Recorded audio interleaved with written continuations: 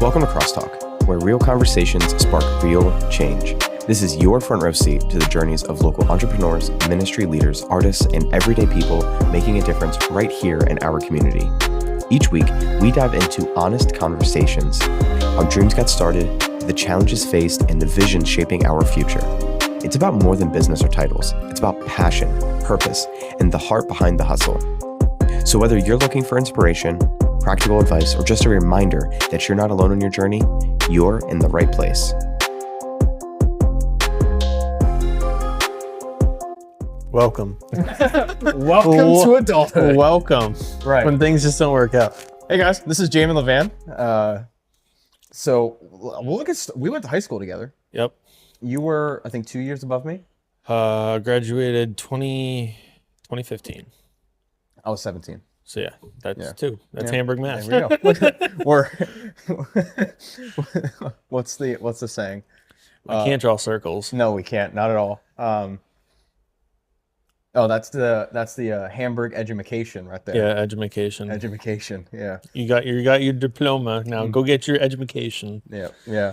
And we played football together. Yeah, that's probably how we met, I would Yeah. say.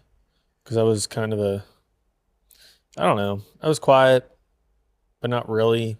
I mean, if any of my friends from college, well, not college, but high school are watching this, I don't really know what you'd say about me, but probably good, bad, everything. I don't know. I was gonna say the adage that people say of like, your friends in high school, they're okay, but like you probably won't talk to them in like 15 years. I think you remember Romeo, right? Yes, I believe He's the so. only person I talked to, and he even moved in the middle of our junior year, but we just like stayed in touch. And he's the only person. Other than that, it's like one or two conversations I'll have with people here and there. But I still, Brad Kimmer. yeah. Yeah, I don't talk to him as much. I mean, he's working, dealing with some stuff, and he has a very busy life, and I'm just up in my Schuylkill County bubble up there. So, Yeah. I mean, we get together sometimes. It's one of my best men at the wedding. Nice. Besides that, high school, like if I see people out in public, I'll say hi. We'll have a little conversation, and we'll kind of just part ways, but it's not anything like, hey, what are you doing next Saturday? You want to come over and play some games or something? No, it's kind of like, it's almost a realization that we're growing up so fast. I think I'm almost 30. I think I'm almost 30. I don't know. I say that all the time. I'm like, one conversation I was having, I forget where, I think it was actually at training for my job. It came up and they're like, oh, do you know how old your wife is? I was like, 1 year younger than me. I don't know. I'm like, once you hit 21, and not trying to scare anyone younger who's watching this, but once you hit 21, like it flies by. Everything turns into a blur. 1 minute it's Christmas, the next week you're putting stuff back up for Christmas or not even taking the stuff down. Mm-hmm. It's very surreal. Yeah. I've said like after your 21st, there's really nothing. There's no birthdays that people like look forward to, because like 18, it's like you become an adult. Yeah. 21, it's like you're legally allowed to drink, and then after us, then it was now you can now buy tobacco products. Yeah. And then after that, it's like 30, but people normally don't celebrate 30 because it's kind of like I'm 30. Like this past year, for my birthday, she's like, "What do you want to do for your birthday?" I'm like, let's go out to eat. We literally went to a little Mexican restaurant right by our house, and we're like, whoa. Also, in Haven, is it It's called the Cantina. Oh, the Cantina is so good. It's my wife's friend from the hospital that owns it, but they have. I'm a go-to chicken and broccoli Alfredo. So every time I'm there, that's typically what I get. That's a good. But they have. I don't know. They might have the best in Schuylkill County. I could second that. They have really great food. So oh my gosh, 3 years ago now at this point, I got back into wrestling and I did like adult competitions and stuff. So I was on a very strict diet, weight cut, everything. My cheat meal, which was the day after I had to make weight for my tournament and stuff, first time like actually eating out, and I went to the Cantina Yep. because I was living in Haven at the time. So I Yep. was like, that's the spot. And It's good. I mean, there's some nights where you're there, like if you don't have a reservation, you can still get seated, but it's always busy. yeah, Always busy. yeah, and it's like in the middle of nowhere kind of too, which Yeah. is like insane to think about. But so anyway, so you do some production stuff, photography. Yep. I know you do. Do you have like drone footage too? I think I saw some of I your have stuff. drone, I have camera. I prefer video because I can be more creative. Yeah. But I've been doing that. I mean, I took photography in high school. I did a photography course in college, which it was one of those classes where I'm like, I'll just touch up my basic stuff. Yeah. Get a little creative, but I didn't ever do anything like video production wise. The older I get, I still like doing it, and I'm still doing weddings and stuff.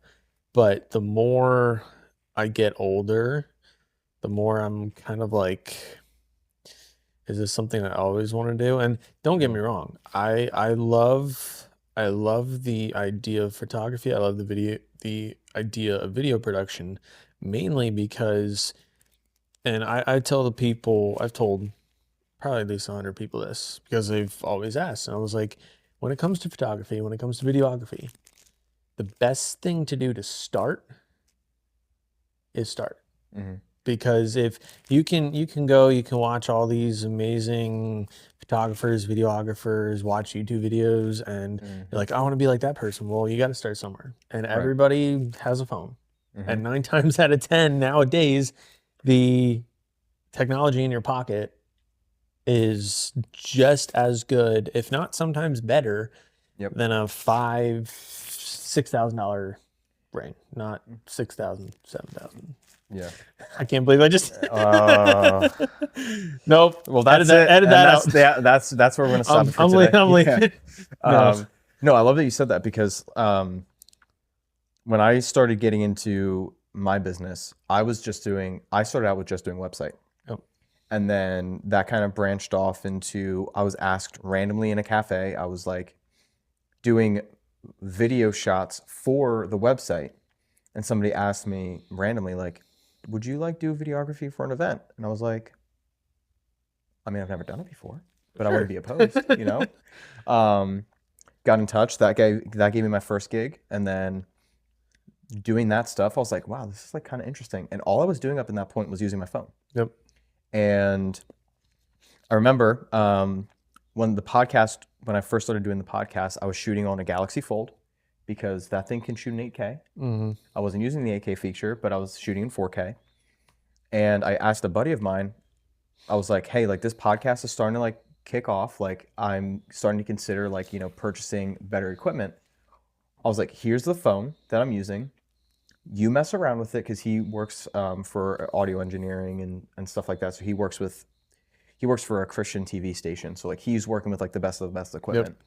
And I was like, literally just go into this, figure out all the settings, what should I be doing differently, and then let me know like if I should be investing into what. And he played around with it for like 20 minutes and he's like, unless your budget's 10 grand for a new camera, he's like, what you have is going to do good enough, and if not even better than some of the equipment you buy. And I'm like, huh.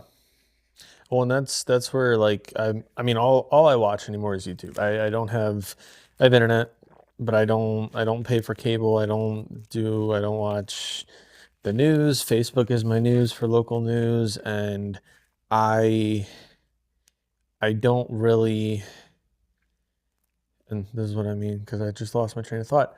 But what were we talking about? It happens all the time. I love it.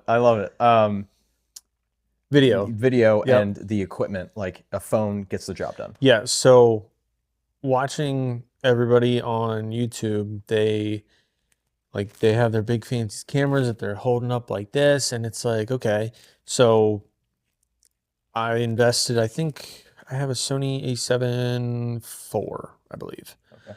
And between the camera body, 2 lenses, all my equipment, it's probably anywhere between $6,000 and $8,000. I almost did that again, but $6,000 and $8,000. I do it now And too, so now you don't have to feel bad.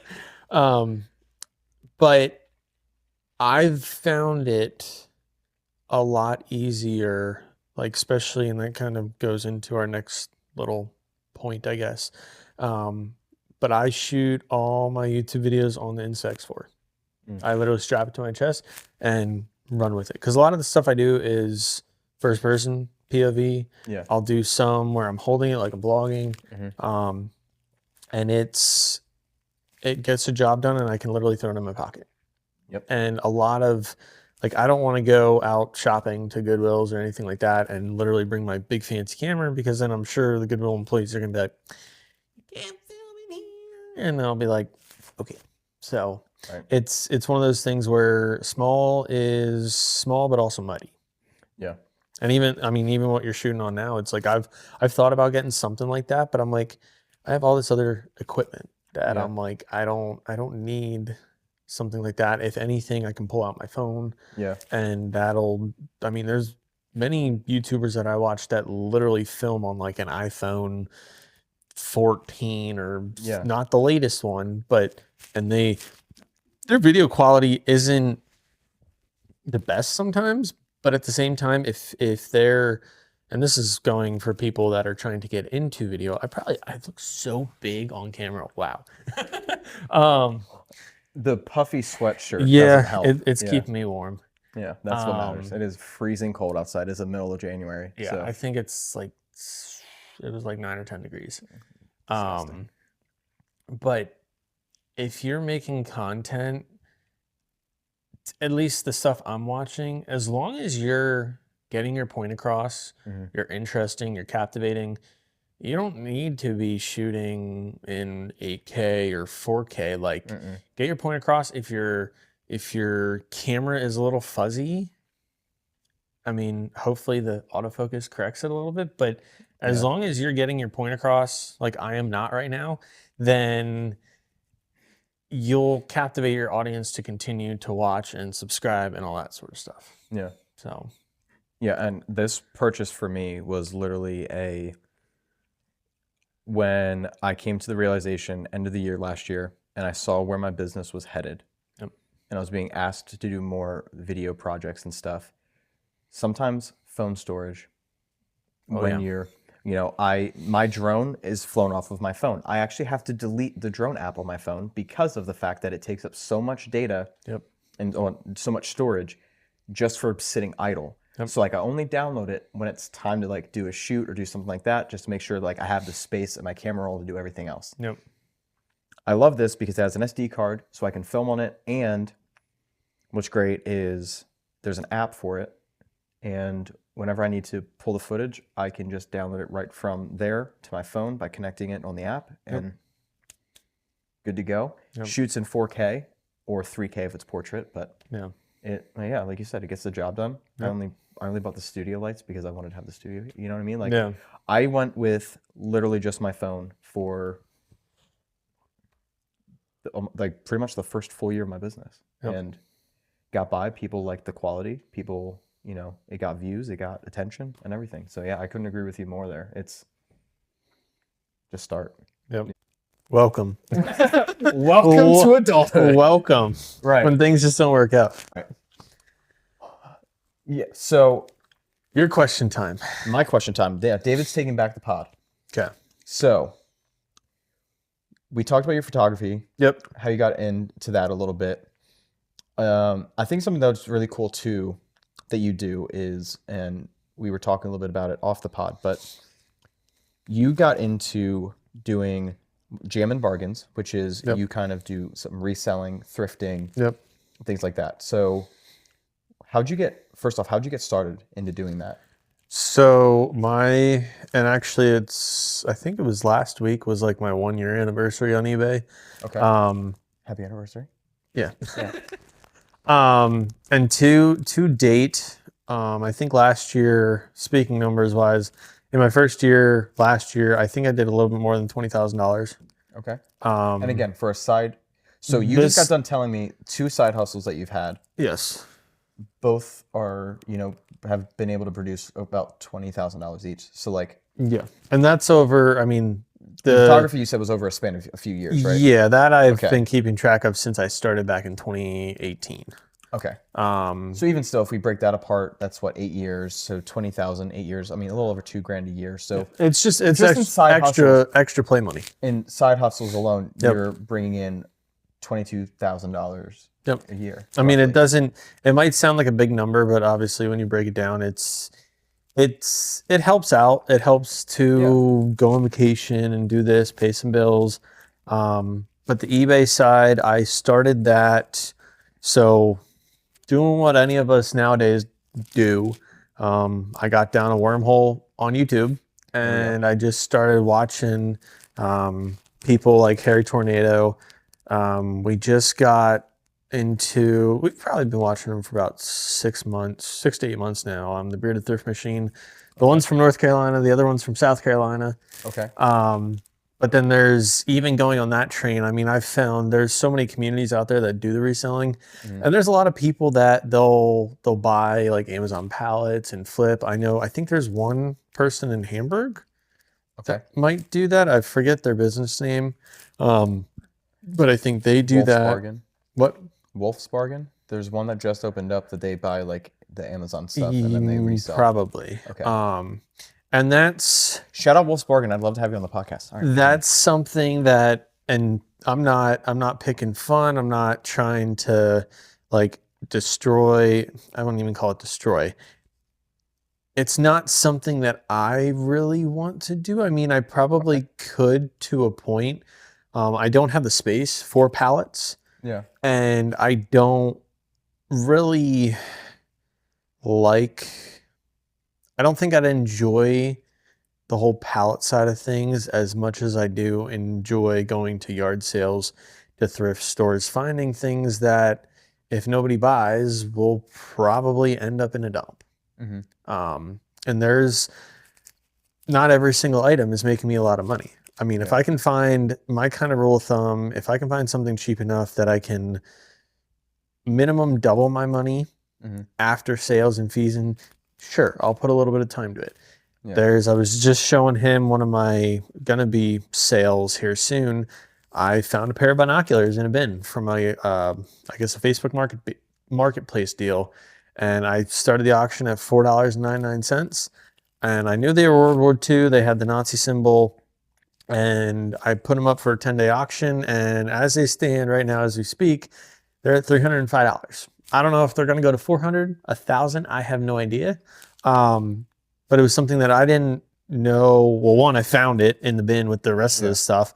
And two, apparently there's a market for them out there. And not every item is going to be a complete hit like that. And there's like I would say for every 50 to 100 items, you might find one that is really good. And the rest are just kind of, do I redonate this? Do I put it out for a yard sale and try to get a few bucks to recoup some of my money? But the one thing I will say when it comes to the whole reselling side of things is I am more than grateful of the amount of knowledge that I've learned from a variety of items. I mean, there's anything from there. There's a little, I think it's called a Presbyterian bear. I found it at the bottom of our local Goodwill bins. Just picked it up. I was like, oh, this is cool. Got home, did some more research. Again, one of those items that, I don't know, I found in the bottom of bins. I brought it home, did some research. I listed it for $89.99 and it sold, I think, within 5 hours for like 70 or 80 bucks. I'm like, okay, I literally just paid a quarter for that. Yeah. And like I said, it's one of those things, and especially reselling nowadays, I feel like a lot more people are getting into it because they realize they can make a lot more money doing that. And my caution with that is do it part-time. Do it part-time. I was watching a video probably a month or so ago. And if you can go to work, you can go to your full-time job from 9 to 5, and you want your side business to turn into something like a full-time job, then your 9 to 5, when you come home, you need to be working from 5 to 9. Yep. Because you're putting in half the time to produce a minimum of half your work hours. And if you get to the point where you are getting more than your 9 to 5, then that might be the point where you're like, I need to take this very seriously. I need to really dive in. Yeah. Gonna cut you again. No, it's fine. That's the only thing with this stuff is gotta spit it out. Yeah. It gives me the hiccups so bad. Oh, yeah. And that's probably a little healthier than my stuff. I don't know about healthier. Let's not go so far. But so I think you mentioned some of like the risk that comes into the reselling part. Yeah. And I think that's so, and this is, I think, the more mature I get in business myself, that's everything. Oh yeah. I mean, when we went, and I'll kind of interrupt you there for a moment, but when we went into our first, I don't know, 3 months, I literally, one day I told my wife I listed a book bag or something on eBay, and it sold within like 12 hours. And I was like, I'm hooked. I'm totally hooked on this. Like, oh my gosh. And then I literally told her, I was like, you got to think of cost of goods. Cost of goods. So I originally set out for a budget of $500. We're going to go to the thrift store, spend $500, see what we can get, see what we can flip. Well, that quickly grew from 500 to about 1,200. And then we really started to get some sales going. And then the other thing was supplies. Supplies right now for me are a large cost, but I have been reaching out to people on Facebook Marketplace, family members, and I try to get all my boxes for free. That's good. Reuse Amazon boxes, reuse any boxes that I come across. If I can use them, I will. Because then it saves me the money to do that. The other kind of expensive, but kind of not, that saves me a lot of time, is a label printer. Paid $80. I get, I think it's like another $20 or $30 for the labels, but I can get 500 labels. 500 labels, they'll last me probably 6 to 8 months. So what were you doing before that? Before you had the label printer? I prematurely bought, because I knew I wanted to do this, I bought the label printer. Okay. All right. I bought the label printer. I set up I bought poly bags, I bought boxes, and I was like, okay, I'm ready to go. It's almost like the grand opening of a store. Like you go around, you're like, oh, making sure everything's perfect. And then you open the doors, you're like, I'm good, I'm ready. Yeah. And then from there, it's been a year. And the reason I was asking is because I think sometimes going back to like your original part of you just start. You just got to start. Some people can look at those things, and I fell in this category. So like I wanted to start a digital marketing business back in 2021. Nope. And I did all of what I thought was the right things. And this is good advice for most people. For people like me, it didn't work. So I made my business plan, made my logo, had everything set up ready to go. But it was the more time that I spent on the preparation, I wasn't spending on actually doing business. Yep. So what ended up happening is that actually demotivated me. And at that time, I was trying to do that 5 to 9 thing. So I worked a very luxurious corporate America job. I was in middle management. And it was hard because I was like, I'm making, the potential of a 6-figure salary. Why would I want to go out on my own? Why would I want to start something else? Like I can just, put this time into like doing that, and sold myself off of it. And then when it came this go around, the great thing about doing digital marketing is I don't have a lot of overhead costs. Yep. All I needed at that time was a laptop and a subscription to a website design platform. And once I had that was like my upfront costs. The business I was running at the time was already funding this one. So I was doing my 9 to 5 hours, doing that business, running that, taking care of my clients. And then actually for me, it was my 4 a.m. to 9 a.m. Yeah. was me doing the behind the scenes and this stuff. And that was just the schedule that worked the best, because after I got home with wrestling practice and everything else, it was already like 9 o'clock. I would put my baby to bed, and my wife got the blunt of everything because I would just fall asleep right after that. Yep. Wake up at 4 a.m., start it over again, and so on. So, needless to say, the reason I was asking was because of wanting to see where that lined in that process for you. Like if that was something that was like an initial like purchase, because for some people, and that might have been for you, it was like that might have been like the, okay, I'm ready, I have to do this now. Because like you put money in, you're committed. Yep. Some people, that could be an expense that they make, after their first 10, 15, 20 sales, and they start to see the progress and go from there. Yeah, and inventory is the biggest cost, because if you don't have anything to sell, no one's going to buy anything. Right. That's the basics of the business. And I'm still probably once, twice a week, I still go through our mudroom, because it used to be my hunting room.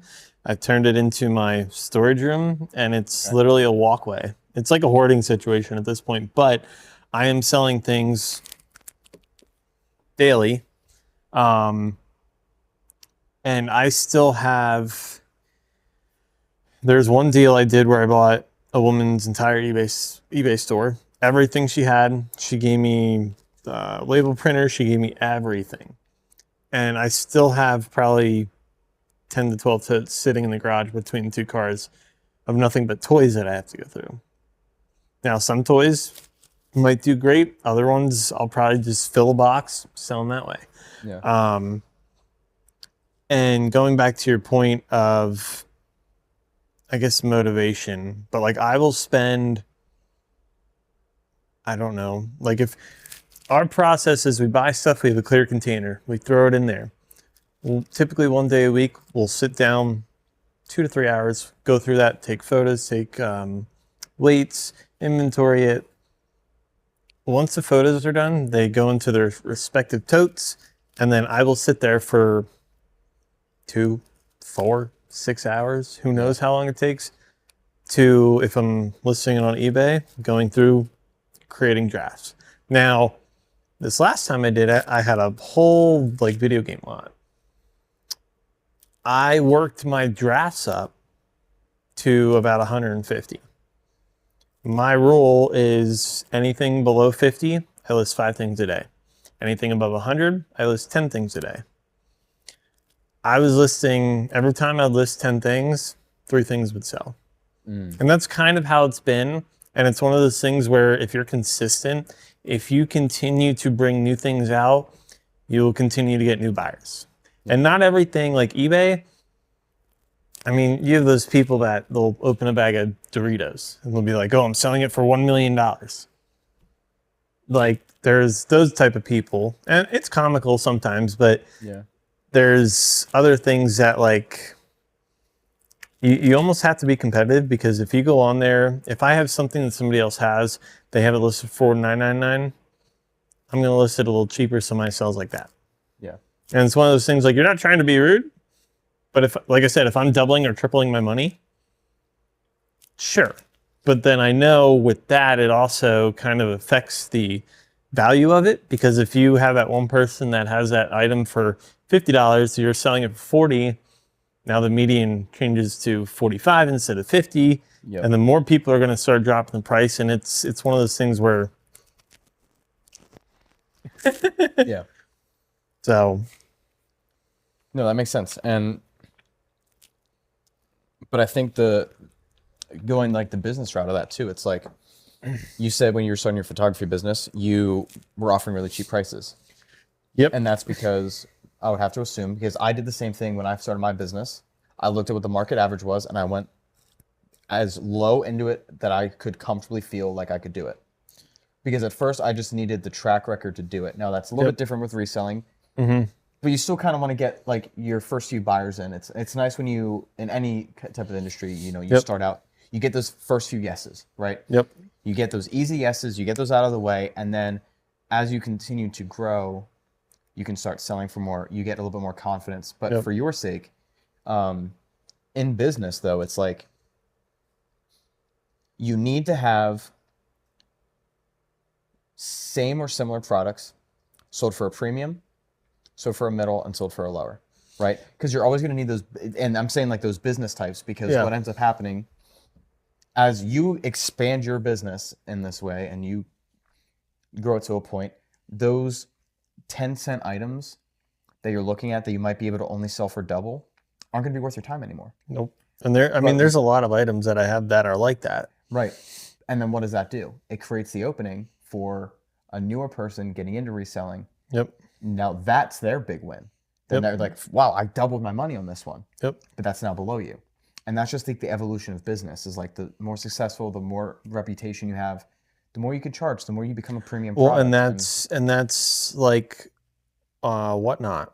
Whatnot is a huge live streaming platform.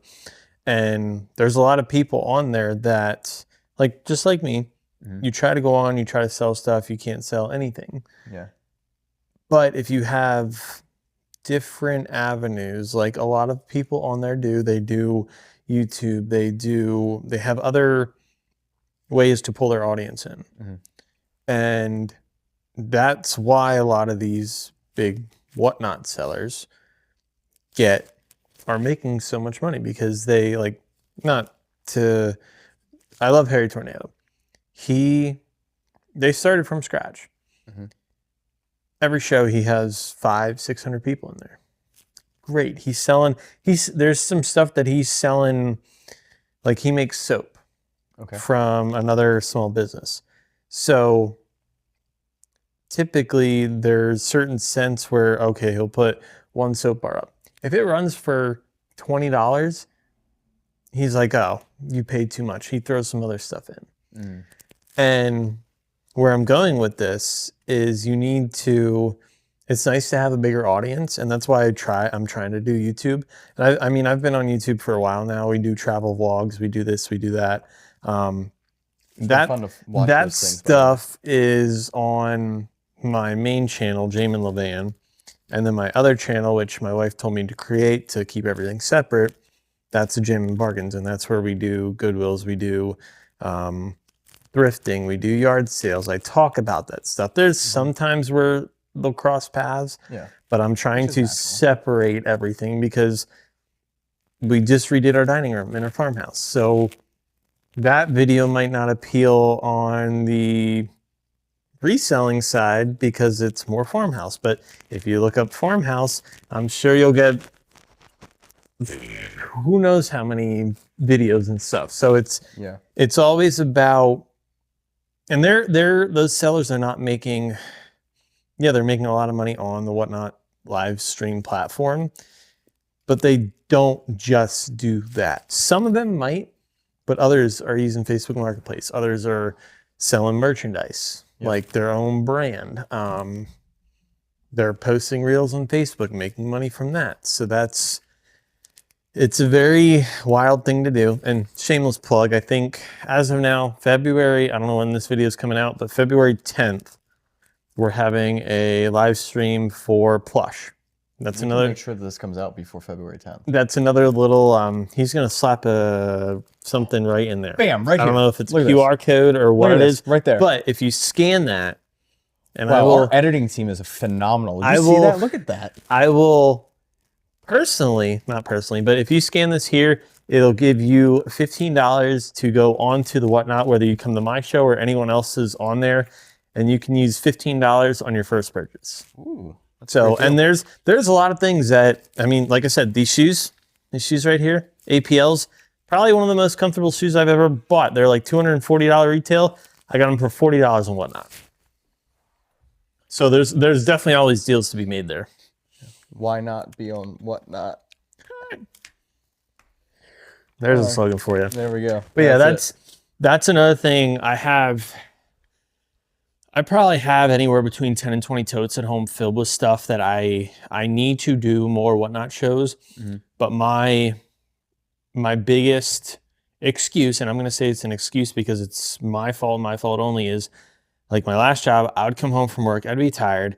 I'd eat something, I'd sit on the couch and be like, oh, I'll go do that then. Well, I'd literally fall asleep. 3 hours later, it's 9 o'clock. Now I'm like, well, I guess it's time for bed. And it was for a while, it was bad. It was like every single night I'd come home, do the exact same thing. And I'm like, something's got to give. Yeah. That song is going on in my head now. But yeah, we're for 2026, I guess a little goal of mine, which I've already technically failed because I was trying to do one show a week.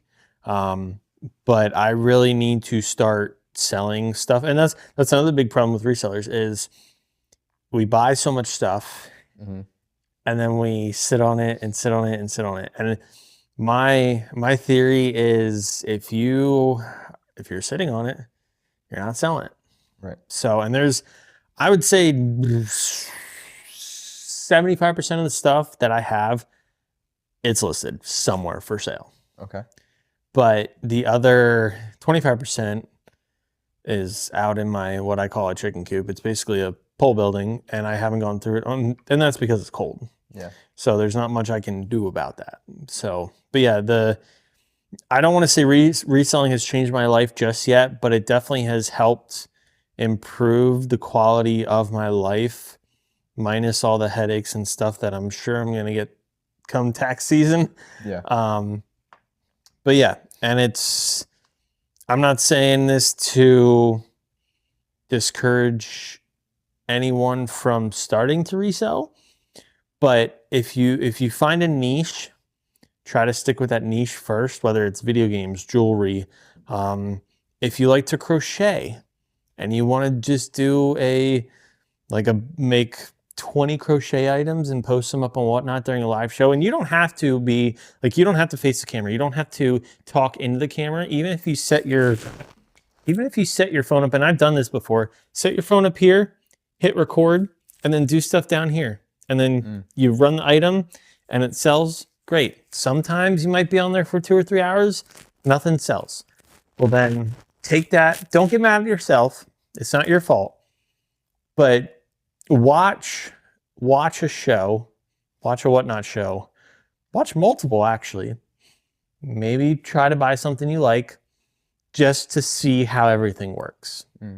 And shipping, I think, even to this day, shipping scares me a little bit because if you're not on, if you don't know what you're doing and you do like free shipping, don't.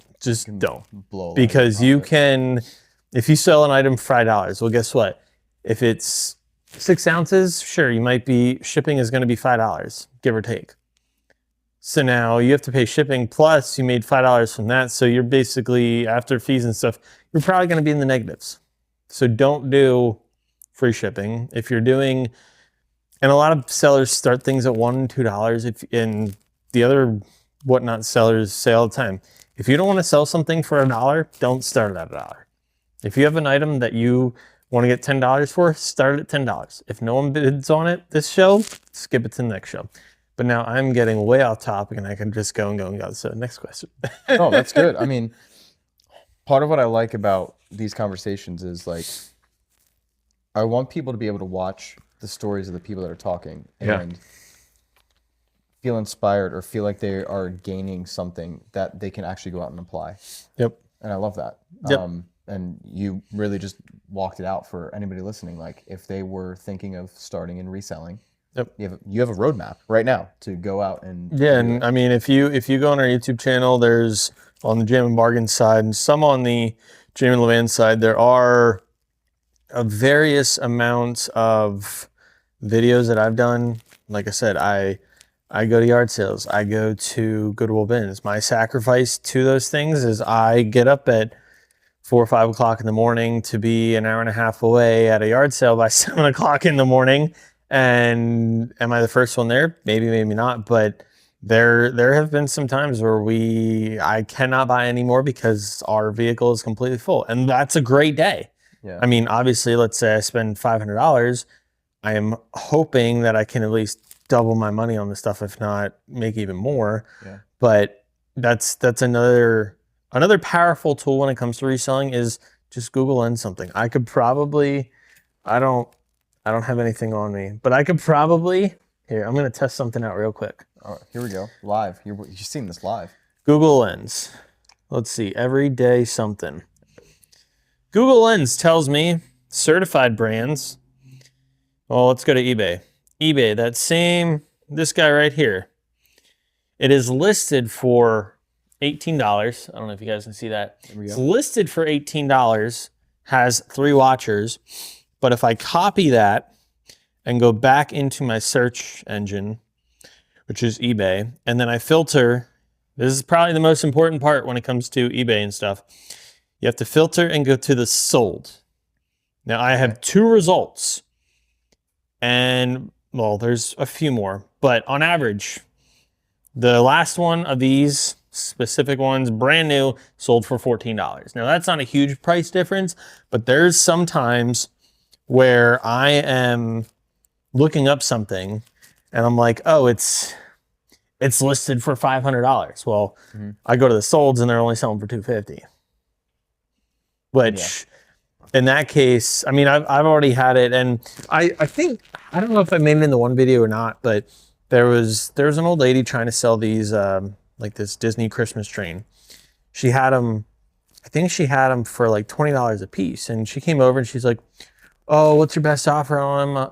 Because she's like, I looked them up on eBay, and like I said, I'm not trying to be a butthole or anything, but I was like, can I look them up real quick? And I asked her, and she's like, sure, go ahead. And I said, these are listed for about $25 a piece, but they've only sold for $9.99. And then she said, she was trying to make the sale, and that's respectable of her. But I said, honestly, I didn't even make an offer because I didn't want to insult her. And it's totally okay to do that. Yeah. But like, you have to be thinking too, like, if you're going to be purchasing it, you're not purchasing it for your sake to have for yourself. And I think that's a difference. Yep. Because like some yard salers are looking at it like, oh, well, this is what it's worth. I'm getting rid of it. This is going to be for somebody else. But you're looking at it in a different lens of you have to resell it. And if you can only sell it for $9, you're not going to buy it for $9. And that's like a lot of local Goodwills are like, and not, like I said, I'm not shaming anything. Everybody has to make money somehow. Right. But like there's probably 1 or 2 thrift stores that I go in from time to time. I try to avoid them because they're, from a reselling point, they are expensive. They're very expensive. Yeah. From a personal point, it's still cheaper than going like, I don't even know, like going to like a Marshalls or something like that, where it's like discounted, like.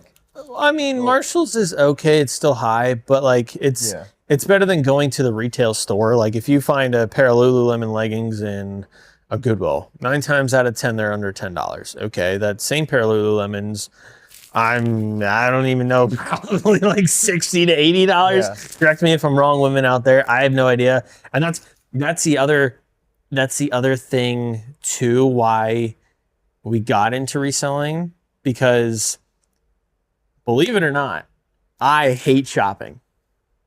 I hate shopping. My wife, she loves shopping. We go every year when we go down to the Rehoboth, we'll go to the outlets, and actually the last 2 years I said, you got me for one day for like 6 to 8 hours, and then I'm done. But in my head, I'm like, well, if she likes shopping, I can be with her quality time. I don't know why I put that in parentheses, but it's quality time. We share it together. But then I also have two eyes in the sky, essentially. Instead of one set of eyes, which I only see some things, she finds stuff. And now that she has gone with me so many times, she knows what to look for. Yeah. And even what, like the whole process. I will say there was her best find. She went to a Goodwill by herself because she just passed in time when she was in the area. Yeah. She found what's called a Hanks, a leather belt. I've never heard of them before. She gets it. She looks at it. She's like, oh, this is a really nice quality belt. She gets home. She looks it up. She's like, I'm pretty sure this is a really expensive belt. So we took photos of it, and I'm researching. She's doing some research too. Turns out it's the premium belt of Hank's, retailing for $240. She paid $3 for it. Wow. Again, one of those 50 items. We had it listed for 12 hours. It sold for $115 on a $3 item.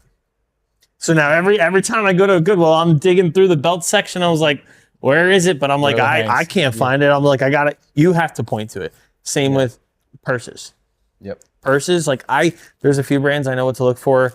Brahmin, I made a little reel about that. That's definitely a Bolo brand. I've already bought a Brahmin from the Goodwill bins. Probably paid like 50 cents for it. It was ripped. Still got $60 for it. Wow. Yeah. It's almost up there with Coach. Okay. And even with Coach, I'll pick it up and then I'm like, here, you're my expert. Tell me if it's real. So, and it's, like I said, to me, it's a game. Yeah. It's a real life game that has potentially some real life rewards. Right. So in my head, I would much rather go thrifting than, let's say, taking $500, having fun for an hour and go gambling.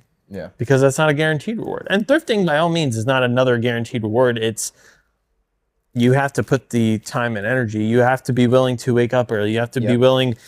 I can tell you, when we first started out in February, every Saturday, probably besides a handful, maybe like 5, every single Saturday we were either thrifting or we were yard selling. And Sundays would be the flea market. Either we buy stuff at the flea market or we go down to sell it. Yeah. So it's definitely it's a fun thing to get into. Yeah. It's just one of those things where be very wary about how much time, energy, and be efficient with it. Right.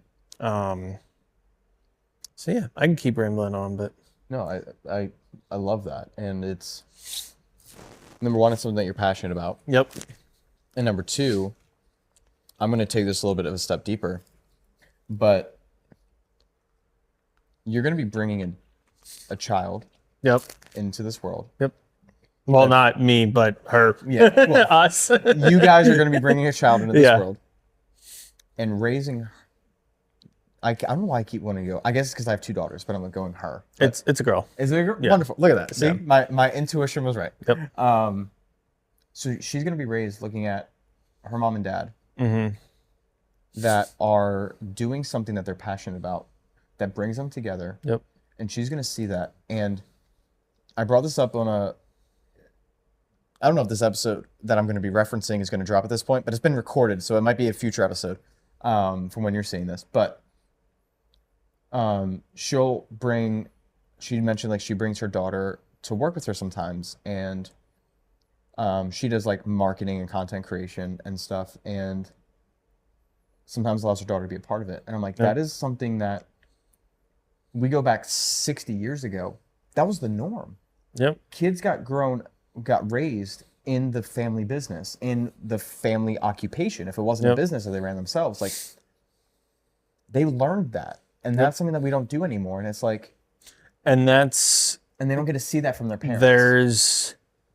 And I'm for it and I'm against it all at the same time. But I've seen parents who are doing whatnot shows, and they are they exploiting? No, not at all.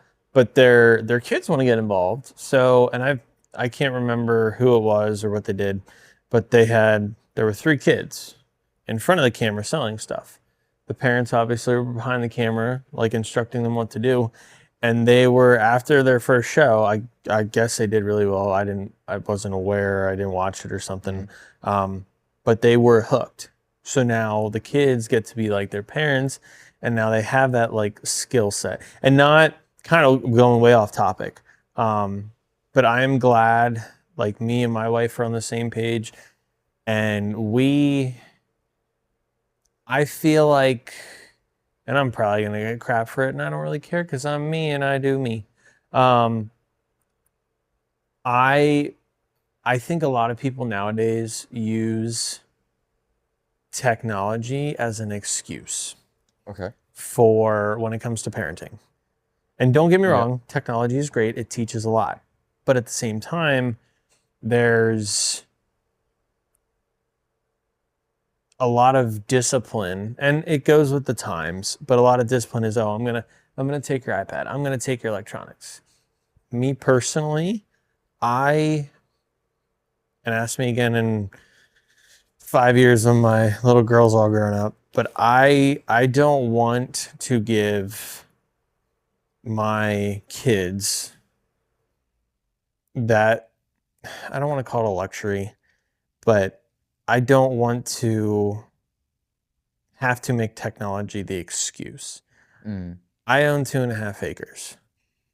I want them, and I'll gladly go out and help them help them dig a hole and play in the mud. Yep. Let them go do that. I'll build them a swing set. I'll do anything outdoors. And granted, there's a time for outdoor activities, indoor activities, but I was in an airport in Alaska. It sounds so fake, but it's not. Just the way I started that. We were coming back from Alaska. I was in the airport. I think I was sitting there about ready to charge my iPad. This family walks up. I don't know where they're from. They have 4 kids. They literally took a power strip, plugged it into the outlet at the airport. I don't think I could count on both hands how many things that they had sitting there charging. Probably 4 to 5 iPads, 6 or 7 phones. I'm like, this is about to be a fire hazard. I'm like, this is ridiculous. I mean, and there's me with a phone and an iPad. And I get it. It keeps kids entertained, especially at an airport. But is it something that is ever going to change? No. But I truly believe that, and not just my generation, but possibly the future generations, that there are, or at least I'm hoping, that more kids get to enjoy, like, outside.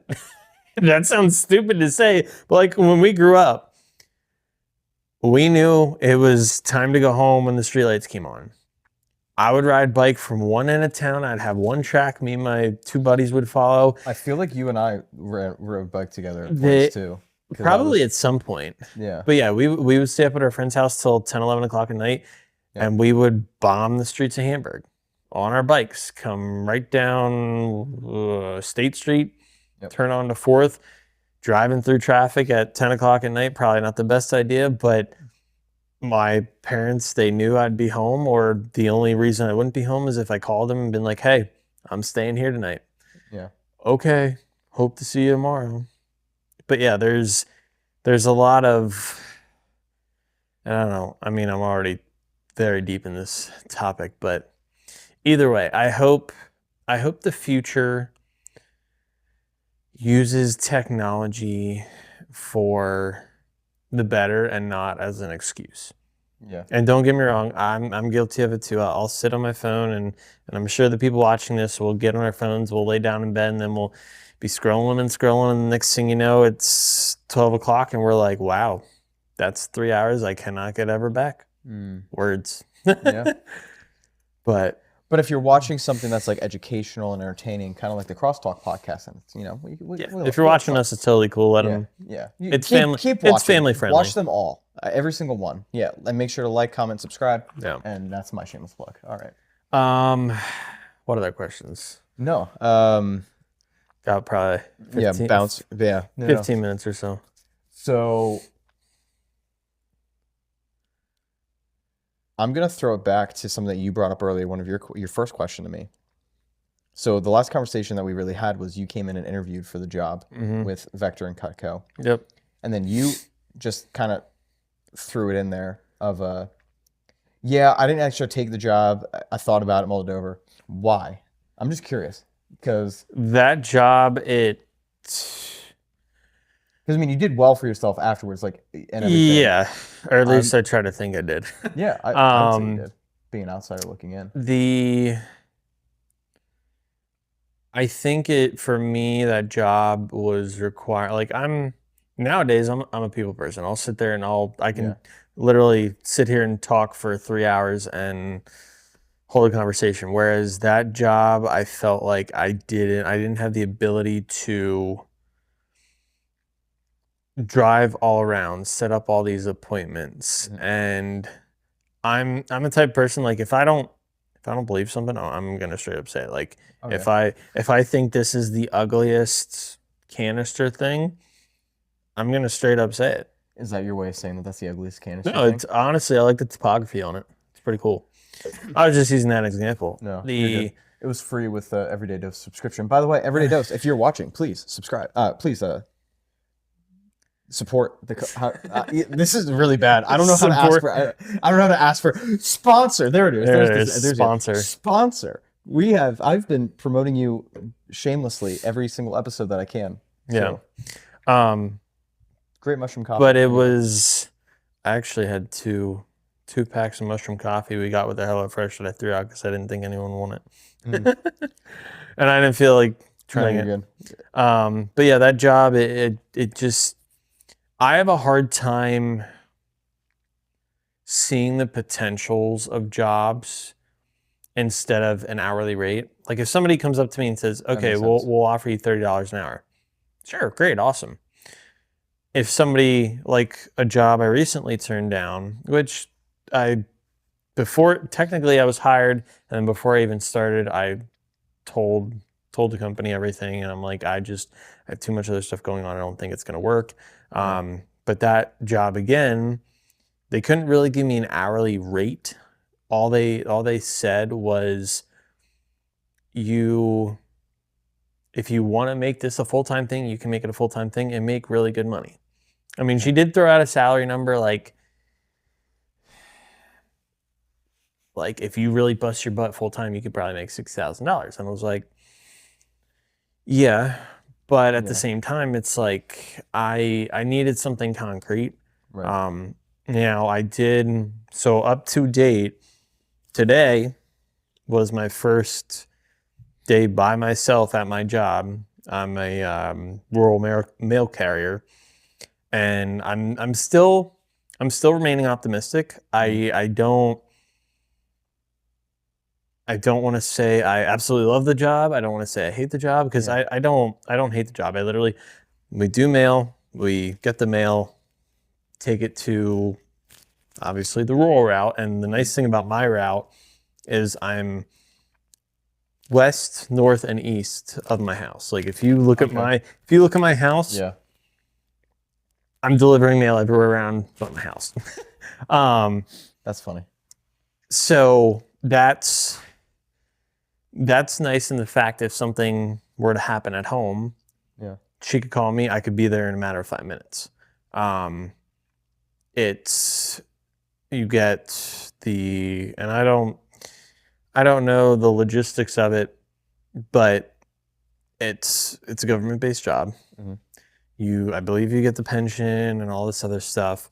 The pay is, my last job is literally like 2 to 3 blocks away, and the pay is a little better than it was. And I will actually I'll be doing stuff by myself and have my own work schedule. So between doing that, still doing the photography and videography on the side, I'm not really marketing that as much because it takes a lot of time. And then also doing the reselling thing. So I'm going to try my best to manage a full-time job and also do the reselling just like I have been for the past year. But if you feel free to have me on the podcast in a year, I'd love to give you some sort of update on what's happened, if I've gained any baby fat or if I've lost any baby fat. Oh, the dad bod comes. Dad bod's been here since I've been out of college. And it's not going away. But you see, now you have the excuse for it. And there's nothing wrong with the dad bod. It keeps me warm. It keeps her warm. Yeah, that's what matters. Yeah. No, that's interesting, and I love to hear that, because when I was doing that job, I was very like laser focused on like, well, this is just the best job ever, you know, because I was one of those ones that drank the pink Kool-Aid, and I just ran full head of steam into it. And while I wouldn't say that I necessarily agree with everything that business did, I attribute a lot of the success that I have today to having that. And like you mentioning like you'd rather take the hourly rate over the incentive. Yep. That job bred me to like chase the incentive, because I'm like, man, if I can only make $30 an hour, I can only make $30 an hour. Some people look at it like, oh yeah, that's guaranteed income. It's like, great. And then for me, I'm like, man, but like I could get a project that, you know, nowadays with my I don't like saying expertise, with knowledge, my track record and the knowledge that I've been able to acquire from the experience that I have, I can theoretically, because Uncle Sam, we know you're listening, I can theoretically be making $300 an hour. Yeah. For certain gigs, for certain, you know, things. And me knowing that that's the potential because of how I've been able to work and the quality of product that I can produce and make, it's like, for me, I'm like, that inspires me more than if like I can just, you know, I would sit down and do that. And I think what's also really interesting is you say that about yourself, but also you do the reselling. Yep. So you mentioned before, like your business of doing the reselling isn't at the point yet where that is a full-time job. Yep. But I would say probably if that starts replacing the money that you're making doing what you're doing, and or making more, and you know, who knows, even if it replaces what your wife's making, you're probably not going to work a regular job anymore. You're probably going to go full into that. And that is very admirable and smart way to do it. And I honestly did the same thing. And that helped me take the leap into running the business. And that's a big, long day. It is, by the way, just everybody watching, it is 9:50. It is 10 o'clock at night almost. And thank you, Jamin, for coming at this late hour. My biggest hurdle that I have to get over is the fear. And I've told myself this, and I'm still sticking to it. Until I am making more doing my reselling thing for a minimum of 3 to 6 months, I should still have that job. Because, and I'll tell you why, my full-time job, I get a 401k. I get benefits. Obviously, I'm working towards it. I have to pay for it out of my paycheck and stuff. And it's steady.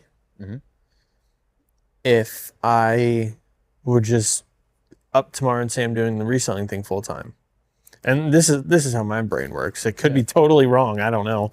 Probably is. But if I go and, okay, let's say I was making $5,000 at my current full-time job, and I'm making $5,000 at my reselling.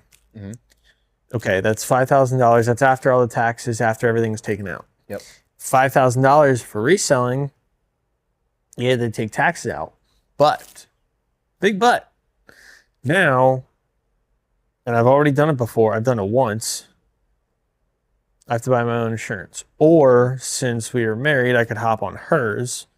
But either way, that's still more money coming out of somewhere. Whereas the other job, it's already coming out of my paycheck, and the $5,000 after taxes, the $5,000 is mine. The $5,000 from the reselling, even if it was after taxes and stuff, I'm still having to find my own insurance. So that $5,000 really probably turns into, I'm guessing, $2,000 to $2,500. So it's one of those things where now you can resell, and you can do it on Facebook. You can do exactly what Stacy's doing down at Steve's Cracking Deals, and you can buy the pallets. You can have an open storefront. But And I'm sure I haven't talked to her in a while, but I'm sure from a business standpoint, the volume coming in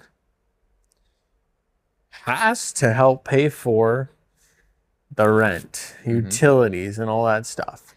And she's giving great deals down there, and that's awesome. And I've actually talked to her about, and I told her just to think about it, about trying the whole Whatnot live selling platform because, and I know she has different health issues and this and that, but I told her with that she can either do a local pickup.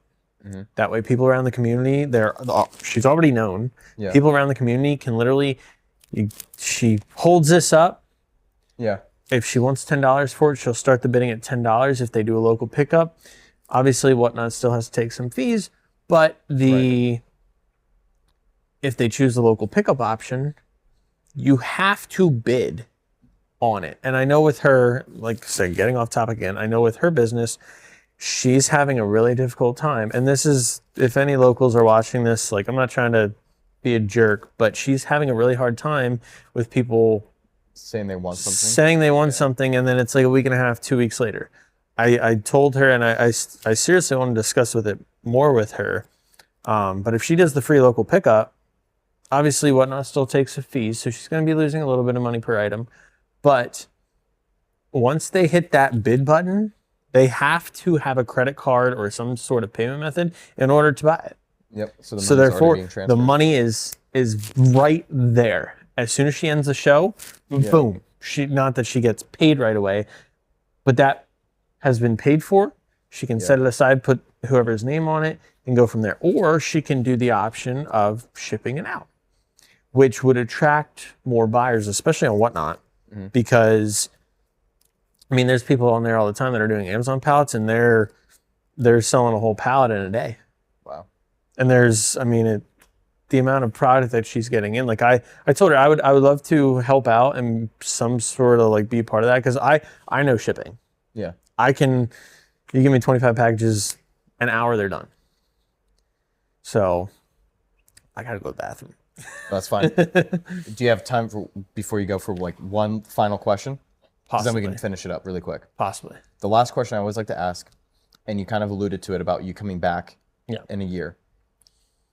But for right now, like if you could think about the end goal, the vision, when it's all said and done, what do you want that legacy and that story to be for you? I do think about this a lot because obviously I just got a new job as a rural carrier, and like in the back of my head, I keep on telling myself like it's going to be able to support my family. But then like another part of me is like, I guess I have a fear of like my kids growing up and going to school and be like, yeah, my dad's he just delivers mail. He's a mailman. So it's one of those things where like, yeah, I have a degree. I have an electromechanical engineering technology degree with a minor in entrepreneurship and innovation from Penn State. I am leaning more towards the entrepreneurship side, but I could still I also have an electrical background. I could literally rip this and I could rerun the wires in here. I could hook up outlets and all that sort of stuff. Yeah. But I don't know if I'd call it my legacy. I would switch more towards like my advice that I would give myself, if that's okay to switch it to that. Absolutely. Yeah. And I would probably say a different thing in an hour, but right now I think, and it's kind of a message for anyone watching this too, it's okay to not be okay. And that is in a lot of different aspects, whether emotional, physical. I'm not okay half the time. I'll admit I'm not normal. I almost said I'm normal. I am not normal. I don't ever want to be normal. Normal is not normal, whether it's normal or not normal. So if you say you're normal, you're just not normal. If that makes any sense. It does. So I understand at least. He's not normal in his own ways. I'm far from normal. My brain is over there with the two squirrels. It's probably down there on the floor, and it's somewhere outside as well by now. But it's and that's a lot of ADHD stuff. But that would be the one thing. Like even with somebody that's struggling with something, I would literally tell them like it's okay to not be okay. because even when you have life figured out, it's not whether God decides to or somebody else decides to, they're gonna either lift you up or knock you down, twist you around and do a hoedown or something. I don't know. But yeah. It's a lot of, when it comes to life in general, even in a year from now, I know I'm not going to be okay, but it's going to be okay. Yeah. And that's all I got to say. Well, thank you for being authentically you. Oh yeah, and I like it. And not normal, because that's what matters. Yep. And in growing up, I was afraid of not being normal, so I'd put on a different persona. And now that I'm almost 30 years old, like, I am me am I, and who I be is me. There we go. Pretty much. There we go. There's the bow. I need to start writing a book about it. That's a great children's book. It's gonna be some sort of different language. Yeah, I love that. But all right, well, dude, thank you. Yep, you're welcome. Thanks for joining us for another episode of Crosstalk. I hope today's conversation left you encouraged and reminded you of the power of community and authentic connection. If you enjoyed this episode, be sure to subscribe, share it with a friend, and let us know what inspires you most. Remember, our community thrives when our local entrepreneurs, ministry leaders, and artists succeed. Until next time, keep showing up, keep dreaming, and keep making a difference.